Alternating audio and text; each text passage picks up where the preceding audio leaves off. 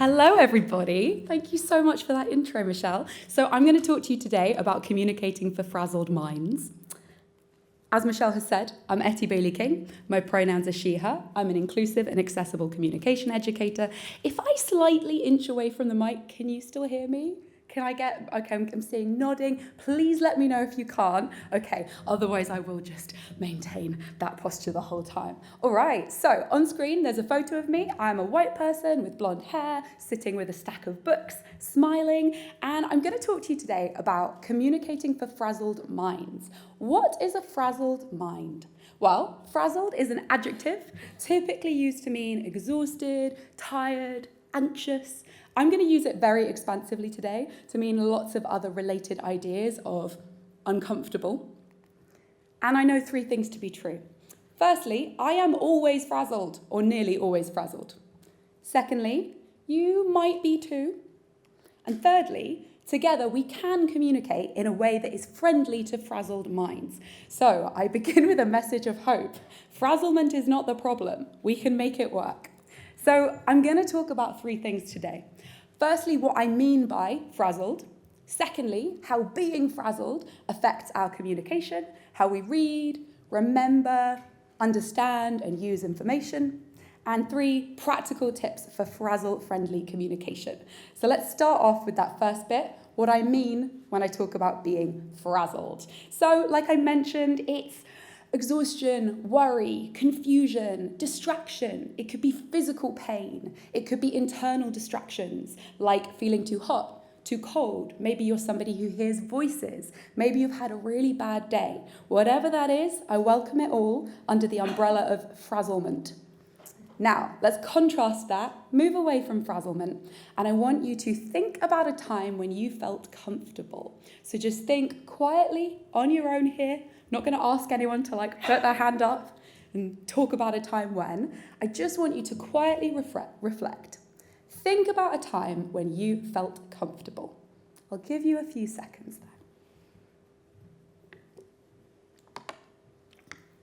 there. So it could have been anywhere. It could have been a warm bath, a quiet room, somewhere where you knew that your access needs would be taken seriously. And that, if you're familiar with the work of Mia Mingus, is what Mia Mingus calls access intimacy, that elusive feeling when people just get your access needs. So those are some ways that you might feel comfortable. There are obviously lots of different ways to feel comfortable, but now I want you to reflect, what did comfortable feel like? So another couple of seconds here. What did comfortable feel like in your body? Where does comfortableness show up for you? What did it feel like, or what did it not feel like? A few seconds just to think about that on your own.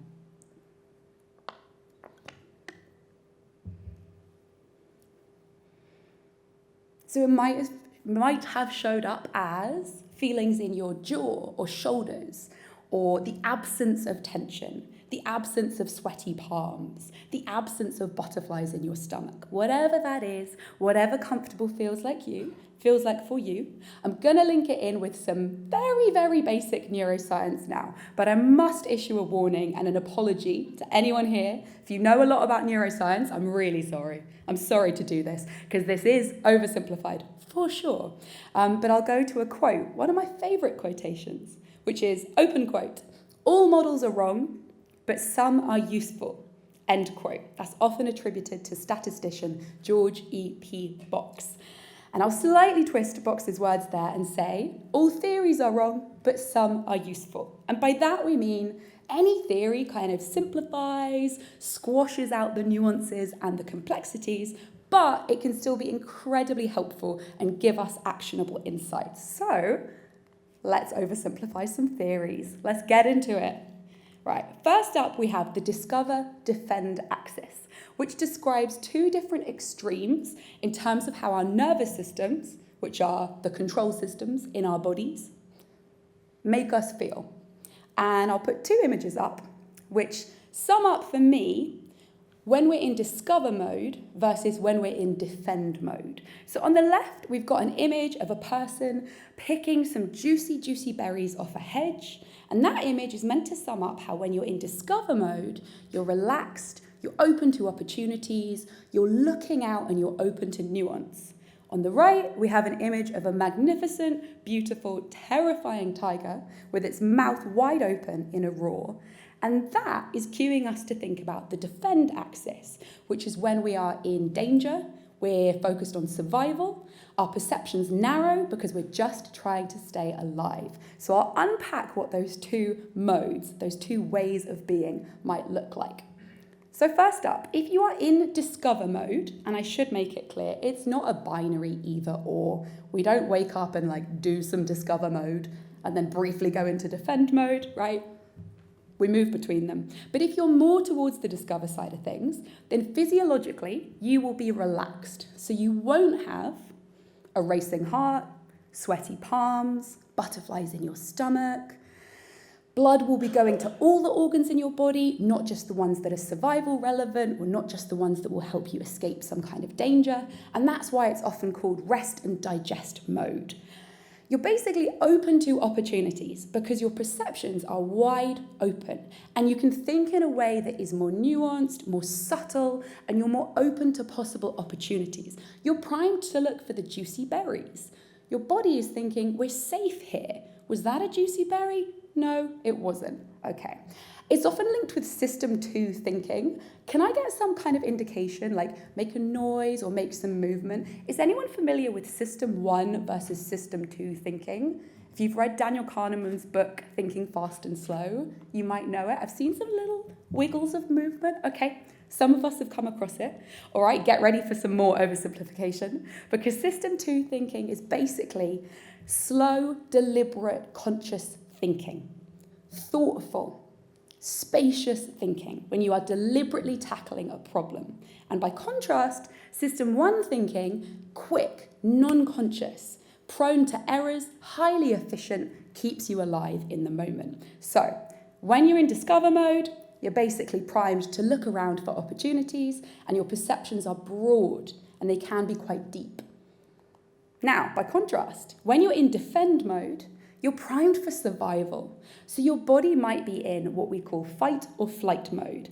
Other modes are available. You might be in freeze, fawn, flop. There are others. But basically, your body is looking for threats. And that means that your perception literally narrows. So if you are a sighted person, your literal vision will be more enhanced directly in front of you, looking for danger. And there's a lot that's amazing about defend mode. You can make really, really quick reactions. That it's basically why we're alive as humans, because our ancestors were able to go into quick defensive reactions, but they're not always the most accurate. So that's defend mode. It's optimized for survival. It contrasts with discover mode, which is more relaxed, open, and open to opportunities. Now, if we spent all our time in discover mode, firstly, how lovely would that be? How wonderful if life was just spent foraging for berries and feeling safe.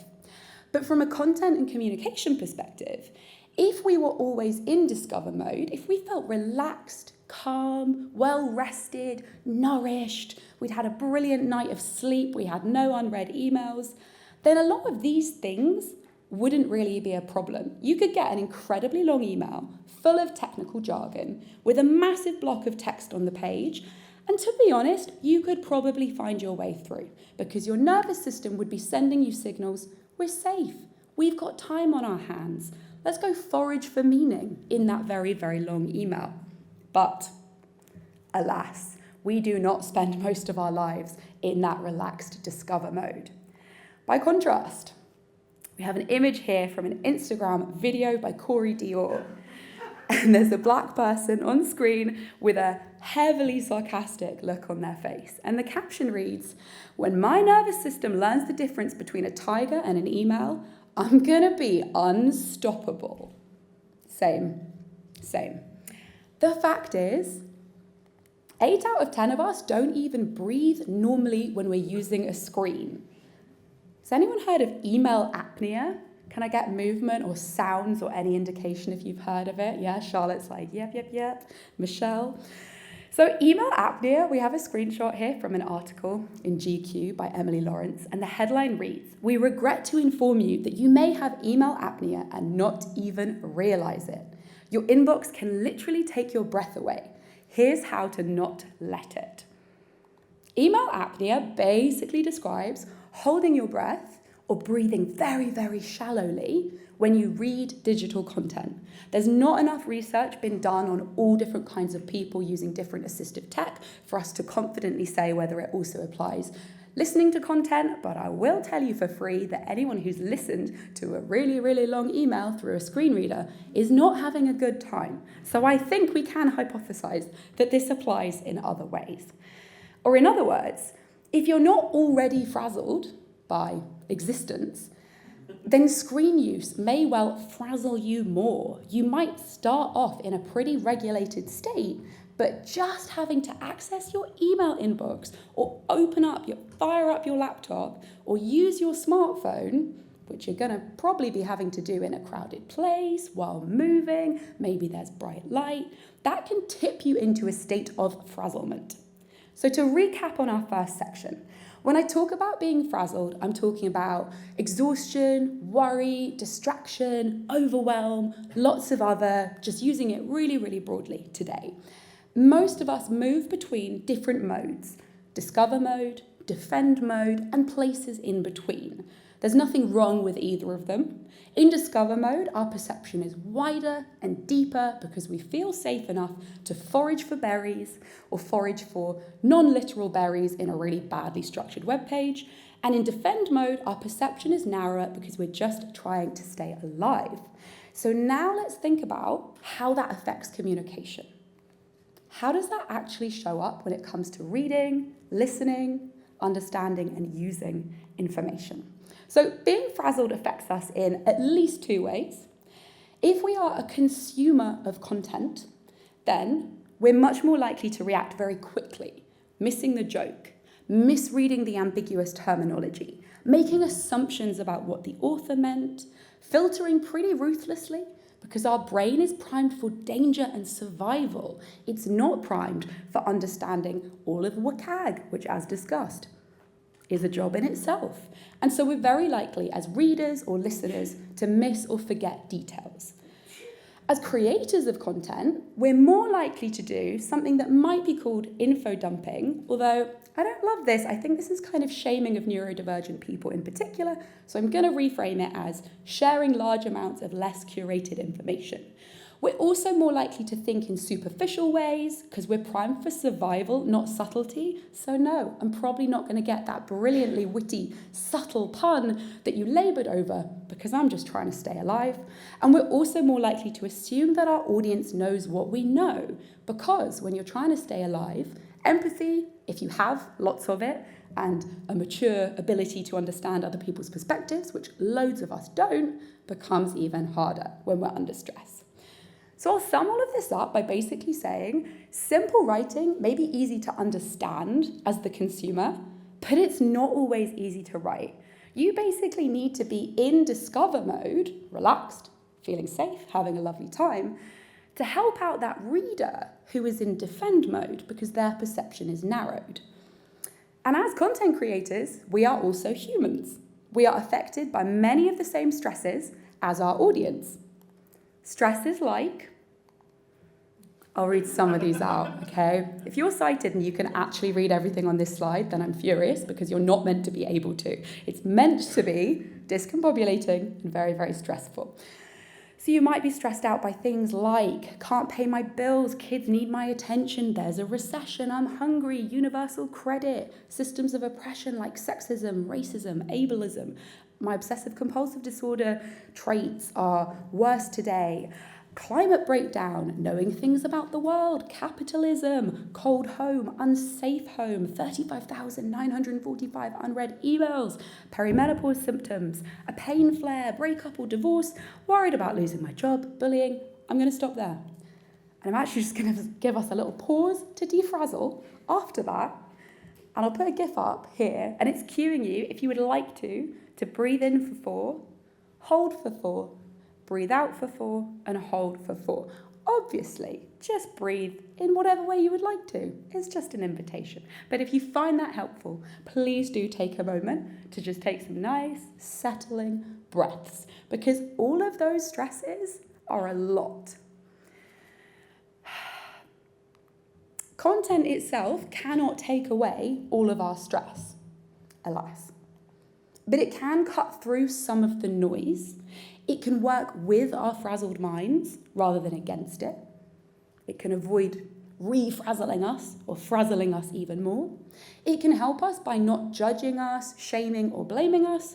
And in a very practical way, it can just help people get what they need. They are reading your emails or on your website because they need to do something, like learn something or take an action or pay a fine. Whatever it is, your content can help them to do that.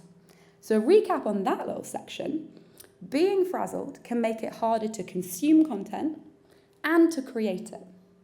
Ideally, all of us as content creators would be in discover mode all the time. We would feel relaxed and rested, and we'd have all the energy that we need to create accessible content. In practice, not so much. And content can't magically take away all of our stresses, but it can help us find a way through.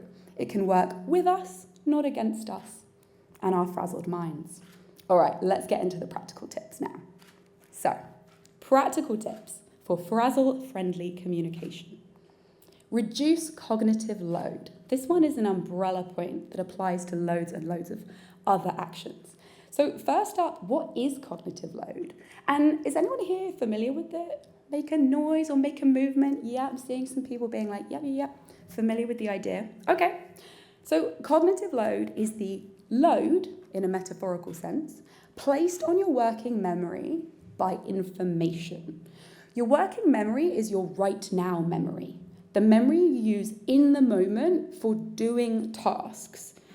You use your working memory to hold information that you need in order to do something right now.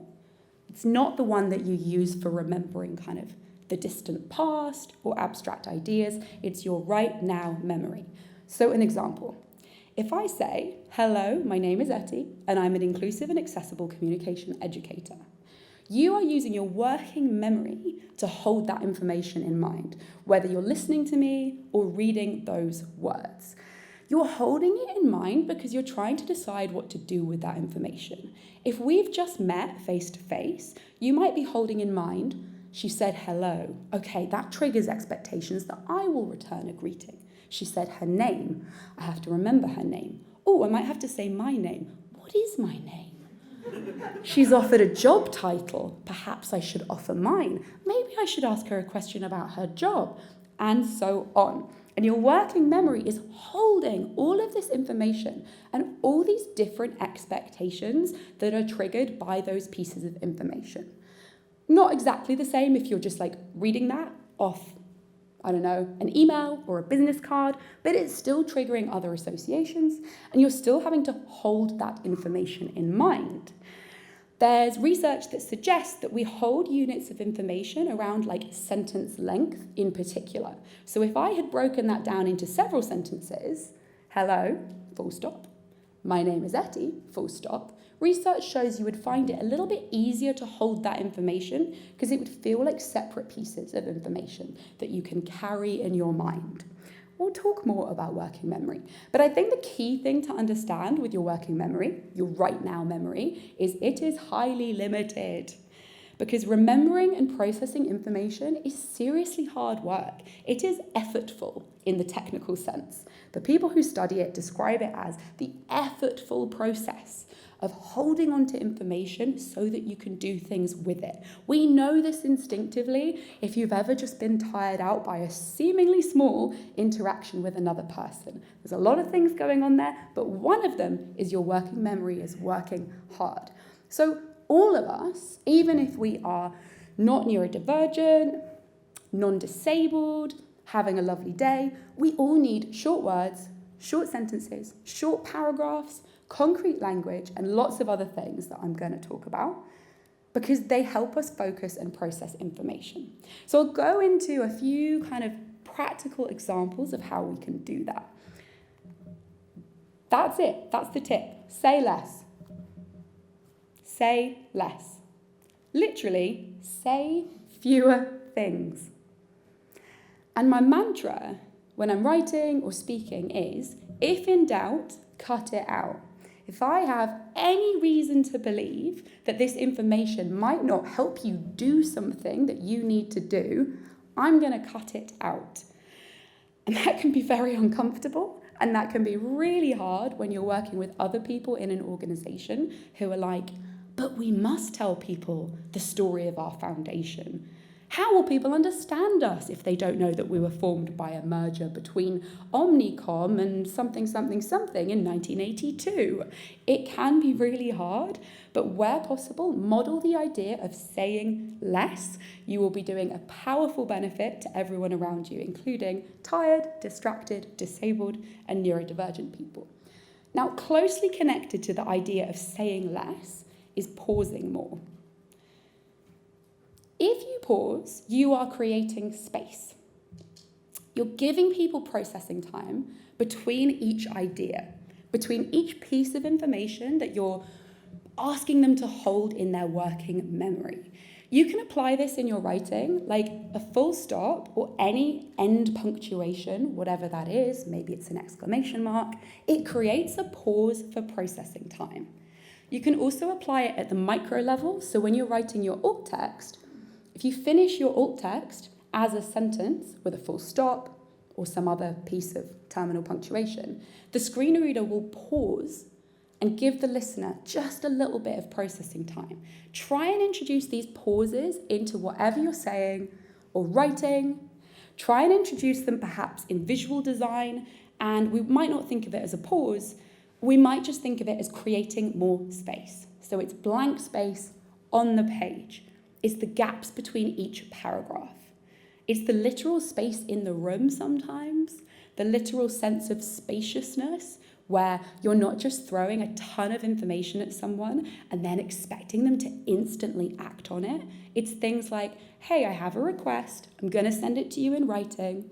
No need to respond right now. Can you get back to me by Thursday at 5 p.m. That's a different form of creating spaciousness, which allows for differences in processing time and all the emotional dysregulation that can come up when people ask us to do things.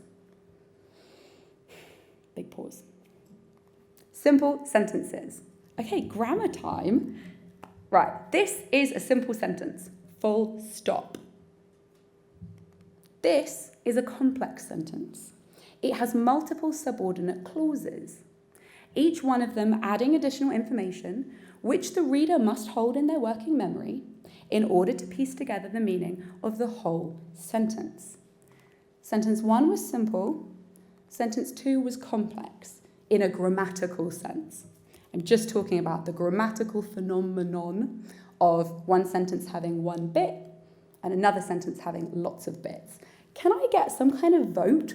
I'm going to say sentence 1 and I'm going to say sentence 2, and I want you to do some kind of movement or make a noise or just like otherwise indicate to me if that is your favourite sentence.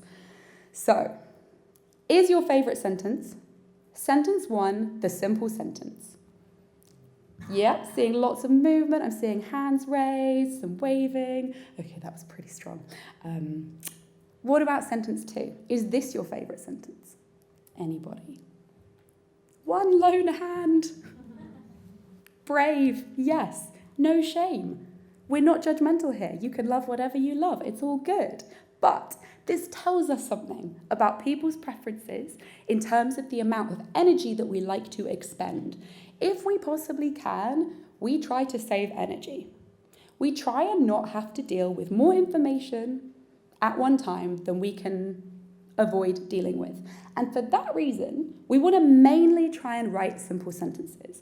Now, this comes with a massive caveat, which is that obviously our writing would be so boring if it was just short, simple sentences. If every sentence was like 6 words long, we would quickly fall asleep. It's just not going to be engaging or memorable. So this is an invitation to write mainly simple sentences, not all the time, and to vary it as you need to create rhythm and musicality and contrast and energy, and just to lean towards them if you possibly can. It's not a rule to always write them. Okay, next up, subheadings. Frequent subheadings are super important. I know we all know this already, but why are they helpful? Well, we know that subheadings help us to scan the page. If we are a sighted reader, we are going to literally, like eye movement tracking software will show, that our eyes move from subheading to subheading to subheading in some contexts. Not always. There are obviously other patterns for scanning the page, but if you're scanning the page in kind of like an F pattern, which is one of the common ways that many of us scan a web page, then you will be looking to the subheadings. And that's a pretty common practice. And it's true of screen reader users who might generate a list of all the subheadings in a piece of content and use that to jump through the page. It's true of many Braille output readers who might generate a list of all of the subheadings and jump to them. And also, if you're someone who loses focus because of internal or external distractions, subheadings are really helpful for finding your way back. You get lost, there's an interruption, you completely forget what's going on for 5 seconds, or you step up from your desk, and if you're anything like me, you accidentally go and make a risotto, and then it's 4 hours later, and where were you? Those subheadings can help you find your way back. But not all subheadings are created equally. They've got to be meaningful subheadings. Meaningful subheadings give you meaning, by which I mean they are not just a topic word. A meaningless, maybe that's a bit harsh, a less meaningful subheading might say things like energy, time, attention. They name a topic, it's better than nothing, it breaks up the page a little bit, but it doesn't give you actionable meaning. Meaningful subheadings work so well that if somebody only read the subheadings, and that's all they got to look at, they can still understand some of what you said. So this is a challenge for you all. If you're writing long-form content, an email or a web page, can you make it so that the subheadings do the work for you? Can they tell your reader everything or almost everything that they need to know? We've got an example here, and I will say it is a highly imperfect example, and I'm sharing it to show that you don't have to do accessibility perfectly. In this example, there's lots of things I don't like. I don't like that the subheadings are in all capitals. We know that's much harder to read than sentence case. I don't like that it's perfectly black text on a perfectly white background. We know that's not accessible for lots of people. And actually, pastel-coloured backgrounds with like an off-black text tend to work way better for lots of people. But I'm sharing it to be like, you don't have to be perfect. In this example, the subheadings are meaningful. It's an article about running. And if all I do is read the subheadings, then I know 1, start slowly, 2, focus on your feet, 3, take in your surroundings, and 4, pay attention to pain or discomfort. Wouldn't be reading this because I'm never going to go on a run, but if I did, it would give me some of the information that I need. I could basically not read the paragraphs and I've still got something. I can take something away from it. If the subheadings just said starting, feet, surroundings, pain, I don't take away an action that I can follow. So look out for that in other people's content and in your own. Can you make it meaningful? By which I mean actionable. Give people information just in time, not just in case. So what do I mean by that? Just in time information means you tell people only what they need to know when they need to know it. What does someone need to know right now so that they can fill out that form, purchase that product, or know to attend this conference? Just in time information contrasts with just in case information, which is basically anything that's like nice to know. If you knew it, like, oh, it could be kind of helpful to know that other thing that might happen, it might be relevant, but it's nice to know, and it's not something that I need right now in this moment. It could be essential. It could be really essential information for somebody else later. But at this point in time, when I'm trying to like add a product to my basket, do I need to know it right now If I don't need to know it right now, then that is just in case information. And very often I will say that FAQs, if you have frequently asked questions on a website, normally, firstly, bad. It's a sign that you haven't thought deeply enough about your user at all. But very often they are the home of just in case information. They are the home of like, oh, if this one thing were to come up, then maybe you might need to do something, something, something. And your reader, who has so much going on, really just needs just-in-time information. A metaphor that has come to me in the moment, which I may hugely regret, sorry if this doesn't work out, supermarkets stock their food based on what is needed just in time. It's called like dynamic stocking or something, I don't know. And they stock only what they have reason to believe will be purchased and used, and then they stock up just in time so that the shelves aren't empty. Although on the evidence of my local supermarkets, I don't think they do have that bit nailed. But can you bring that mindset of having just enough in stock so that people can get what they need and not wasting their time and energy with a bunch of other considerations that you're not really sure they're going to need? If you can, you'll really, really be helping your reader out. Now, let's think about scanning. So I talked about scanning earlier on. There is a myth that you will often hear, and that myth is only sighted readers scan the page. It is not true. Everybody scans the page. And sorry, actually, it's accessibility. There is always nuance. Not everyone literally always scans. Some readers do read every single word on your page. Of course, we do know that's true. But they are a tiny minority. And for our purposes, almost everybody scans, by which I mean sighted readers scan or skim the page. The scanning pattern varies. It depends on where they're reading and why they're reading. You might get a typical F pattern if they're reading something like a web page. You might have people searching for keywords. There might be like a layer cake pattern depending on why they came to that piece of content in the first place. But we know that sighted people generally are not reading every word on the page. We know that screen reader users skim, and they might skim by generating a list of all the headings and then jumping through them, generating a list of all the hyperlinks, maybe going through paragraph by paragraph, maybe skipping character by character. Braille output readers can do the exact same thing, skip by heading, links, words, sentences, and so on. Why does that matter? Because if we know that people scan, we have to actually structure for scanning. It's not enough to say, oh, well, people will only be scanning this web page, so let's not worry too much about it. Because they are scanning, that's why you have to work so hard to make it scanning friendly. How do you do it? Use bullet points for lists, throw in those frequent meaningful subheadings, aim for one idea per sentence, one idea per paragraph. Another way you can think about this is let people paddle, swim, or dive. And by that, we mean set it up so people can go as deep or as shallow as they want with some long-form content. You might be paddling if you see a really great, meaningful subheading that tells you the topic, and you're like, I don't care about that topic. On we go. You paddled, and it wasn't for you. You might be swimming if you then go to the first line or first paragraph of the body text and say, oh, actually, yeah, that's kind of interesting. You get just enough information to know what's going on, but you don't want to go deep. You move on. And you might be diving if you are super interested. It speaks perfectly to your needs, and you want to be invited to explore that topic in more detail. So set things up so that your reader can paddle, swim, or dive, depending on what their needs are. A lot of you might know this idea, the inverted pyramid. It comes out of news writing. So its background is in news journalism from like back in the ancient days of print and hard copy. It was another world. And the inverted pyramid describes, and I've got an image on the slide, of an upside down triangle.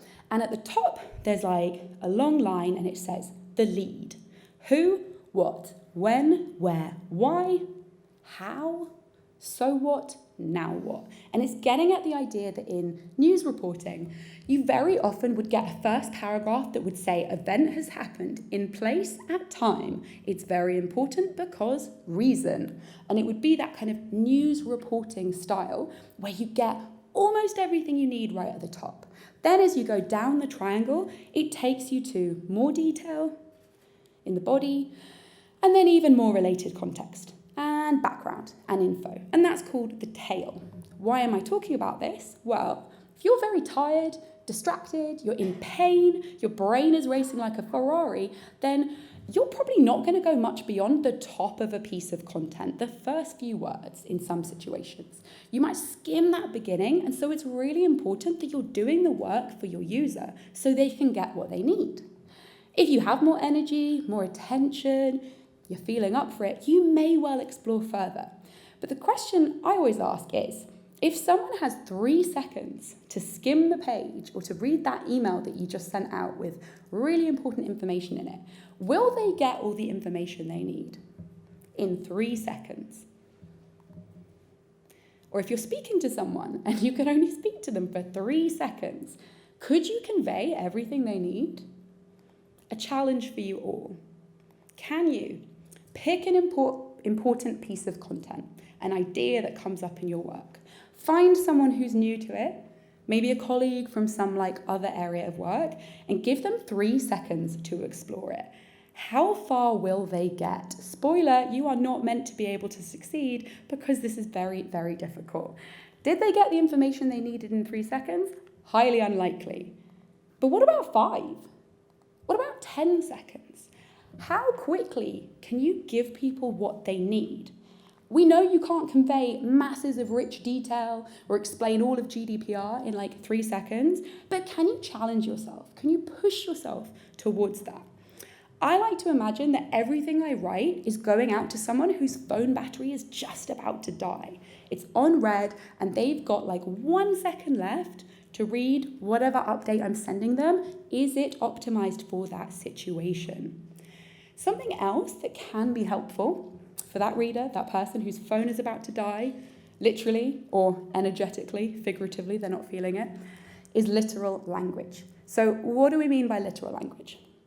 Literal language, you'd say, I was making lunch and I spilled some beans. Non-literal, my slide has cut off that important word. A non-literal use of that phrase would be, I tried to keep a secret, but then I spilled the beans. There are no literal beans. It's a phrase. Literal language, the gymnast bent over backwards. Non-literal, we bent over backwards to meet that deadline. No one is literally bending over backwards, we're using it to convey an idea. Literal language, water boils at 100 degrees Celsius. Non-literal, you don't need a jacket, it's 100 degrees outside. So literal language uses words according to their exact conventionally accepted meanings. It's like dictionary language. Figurative language is the opposite of that. It's just being non-literal. So it's using words in a way that is different from their conventionally accepted definitions, often in ways that most of us understand. Let's hit the road, break a leg, give me a hand, bear with me, hold the line. Those are all figurative phrases. No one is literally hitting the road, although I had to be taught that as a child, and I do still struggle with every single one of these, to be honest. Now, I'm not saying that figurative language is always bad. It can be vivid, memorable, engaging, emotive, but we want to watch out for it in situations like policies, instructions, and advice content. So either be literal or include context. So it might look like you could have a super literal subheading and then be a bit non-literal in the body text because you've given people a clue. Maybe you have, I said that the wrong way around. No, that's okay. Or figurative subheading, which is really attention grabbing, but then be literal as hell in the body text so that people know what you're talking about. My last point, I believe, be clear. So by clear, I mean unambiguous. Clear content normally has one meaning. Ambiguous content has many possible meanings. And same as before, it's not always a bad thing. Obviously, offering multiple meanings can be poetic and memorable and engaging and wonderful. It's not always a bad thing, but it can cause mistakes and confusion and anxiety. I like to think about this in terms of cost. The cost of ambiguity in something like a heading is relatively low. But the cost of ambiguity in a step-by-step list of instructions is incredibly high. For time, I'm going to actually skip through this example, but I will just leave up the sentence, she knocked on the door with a cup of coffee, as a wonderfully ambiguous example of something that could have a few meanings. So, if you want to be clear and unambiguous, watch out for homonyms, so words that look or sound the same but have different meanings. That's homonyms or homophones. Cultural references. Anyone who works with people in the US will know that there are baseball references just everywhere, in like every conversation. That's one to look out for. Idioms, metaphors, unusual or technical words. Or you can do both. Be ambiguous, but combine it with clear language. Clear subheading, ambiguous body text, or vice versa. So some questions that you might like to ask yourself, and then I'll invite you to literally ask me questions, so please do have your questions ready in one moment. You can ask yourself, or an AI that you trust, if you have one, is this clear? Is this simple? Is this literal? Is there any jargon, or are there obscure idioms or niche cultural references that I can take out? So to recap, to help frazzled minds, you want to reduce cognitive load, say less, if in doubt, cut it out, write simple sentences, make subheadings meaningful, give people just-in-time information, structure for scanning, let people paddle, swim, dive, use the inverted pyramid, challenge yourself to say stuff really efficiently, be literal, and be clear. Now, these all help your audience, whoever they are, but they can help you too. So be kind to yourself. And if you find that you can't create perfectly accessible content, or you can't turn like an 80,000 word report into a single page summary, or strip out every bit of academic language from an academic website, please be kind to yourself, because all of these challenges are there because we are human. So please don't take any of this to mean, oh, I'm not doing enough, I'm not good enough, because I missed that one technical piece of language. Just congratulate yourself and celebrate yourself and keep on moving. All right, I'll pause there so that we have time for questions. I've also got a feedback slide. If you want to give me feedback at any point, please do scan that. And now I'll just go to all of you for questions. Thank you so much.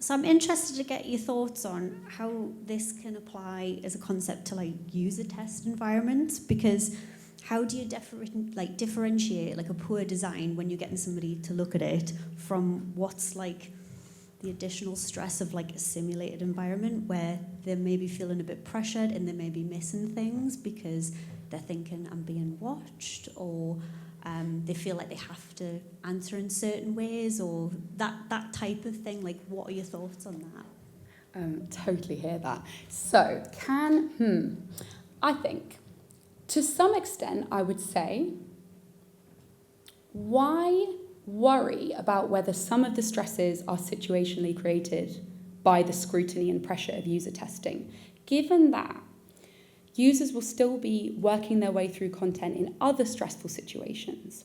And if the new situation is that they're at home with their kids shouting and a baby screaming, we know that there will be still like competing challenges for their attention. So in a sense, I think we can almost, obviously we want, data that is clean and that gives us actionable insights. And I'm obviously being a bit flippant here and being like, oh, who cares? And I don't really mean that. We should absolutely understand some of the pressures will come from scrutiny. A lot of, for example, neurodivergent people hate being perceived. That is a massive challenge that's going to make us use something in a very different way. So, where possible, can we get clean insights?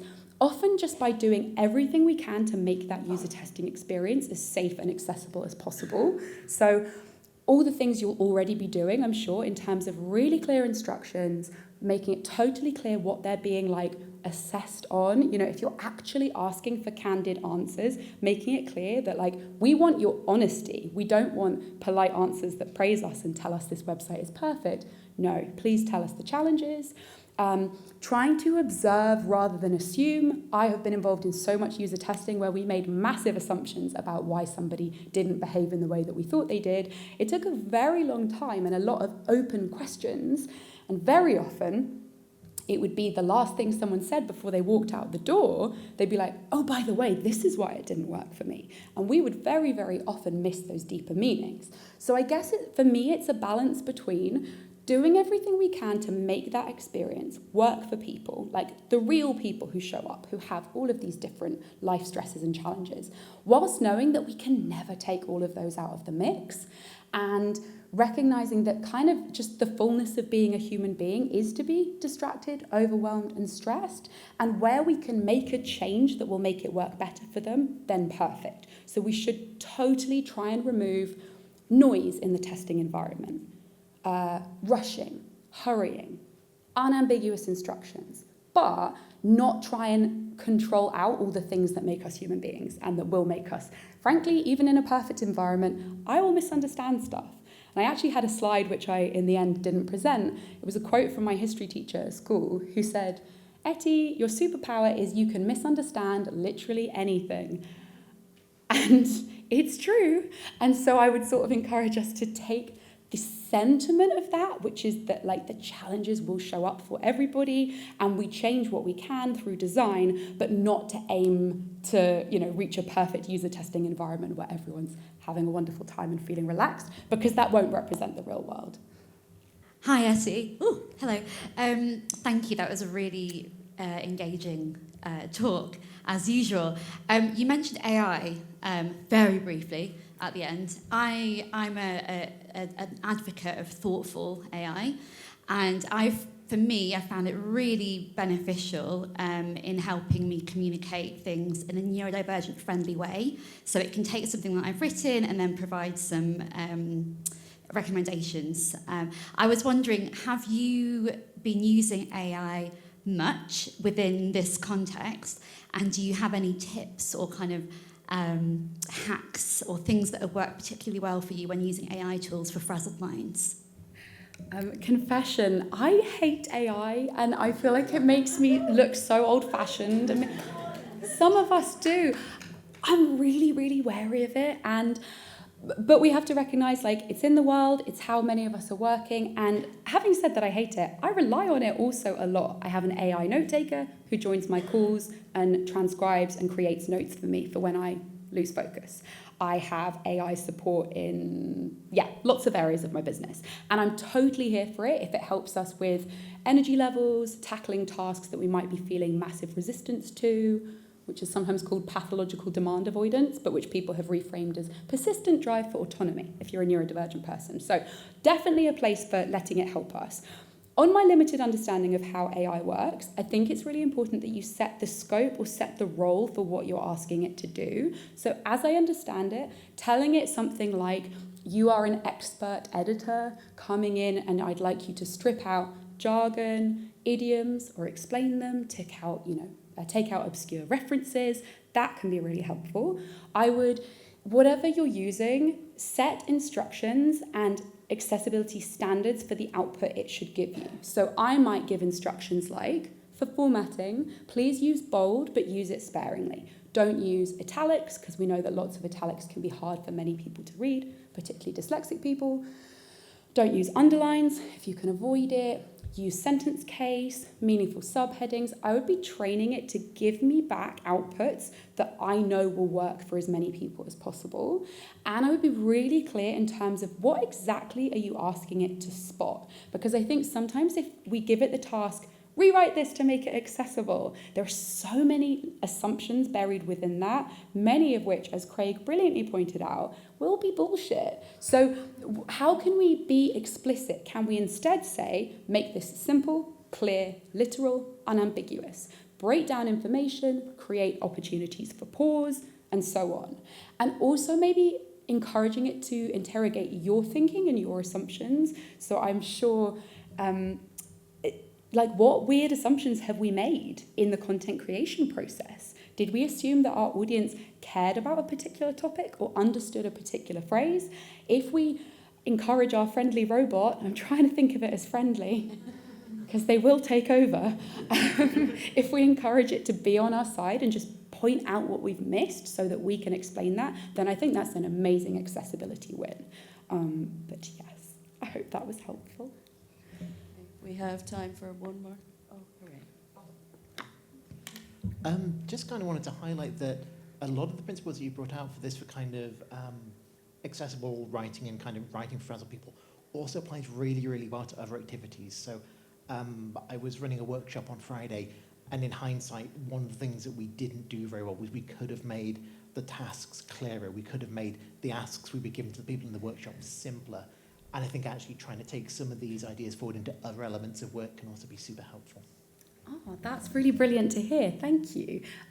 Yeah, very often I will meet and connect with people who work in, say, dementia or highly specific domains of trauma work or like seemingly niche and different populations. And we all just converge back to the same things because whatever human being you're dealing with, whatever the specific, and sorry, again, I'm being a little bit generalization-y here. Obviously, people are different and have different needs, but for the most part, a lot of what we need is to be given space, to have things broken down, and to have all the opportunities for overthinking and panicking about how we might get something wrong taken off our plate for us by someone who has been so crystal clear. So I'm really glad to hear that that could apply to other things. Thank you.